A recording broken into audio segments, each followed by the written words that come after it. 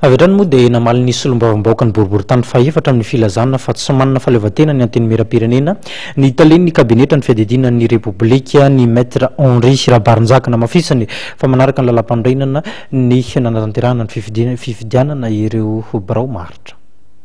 Araka ny lalam-pandrenana amin'ny fifidianana amin'ny birao maharitra ny anteny mera-pirenena hoy ny maître Henri Rabarinjaka tale kabinetra fiadidinan'ny repoblika. Ny fiarahan'ny solombavambahoaka dia mitondra fahamarinana toerana hoy ny nambarany. Ny fametrahana ny fitondrana maharitra ataon'ny anteny mera-pirenena dia ny solombavambahoaka no mametraka an'io araka izay voatenin'ny lalam-pandrenana. Fantatsika fa nisy zany ny décision-ny HCC tamin'io zavatra io dia ohatran'ny besin'ny maro dia ny tenanay dia mijery an'ilay izy dia nay raha araky ny lazan'ny lalam-pandrenana sy ny lazain'ny haute cour constitutionnelle raha ohatra moa solombavambahoaka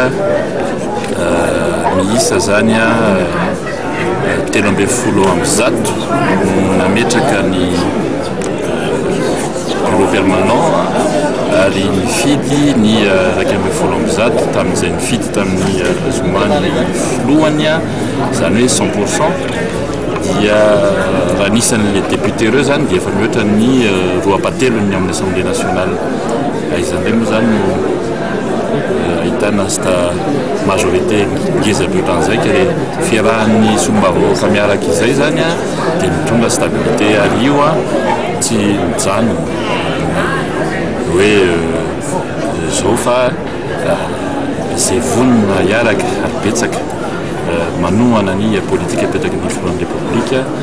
dia afaka hifarimbona miaraka amin'ireo solombavambahoaka namany efatra apetaka. Mikasika ny filazana ny solombavambahoaka boribory tany faefatra fa tsy manana fahaleovantena ny anteny mera-pirenena ary voabaiko ny fiadidinan'ny repoblika dia toy izao ny valiteny avy amin'ny talen'ny kabinetra ny fiadidinan'ny repoblika. Ny rehetrarehetra hitondraka amin'ny misy an'ilay hoe le liberté d'expression angeny sa miteny indray moa ny olona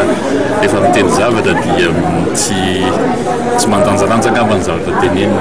raha misy dictature zany raha zany iny tena proof hoe ny olona raha miteny zavatra ohatran'izany dia misoratra raha nisy ny dictature zany tsy ho hitanareo misoratra eny amin'ny gazety na eny amin'ny internet na eny amin'ny samihafa zany fa ny olona zany misy ny manao critique négative fa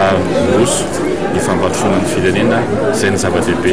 vahoaka ny tsinjovina. Tsy atahorana ve nanjakan'ny hevitra tokana ao amin'ny anteny mera-pirenena noho ny tsy fisiany ny herim-panohitra. Ka io ange ny solombavambahoaka ange dia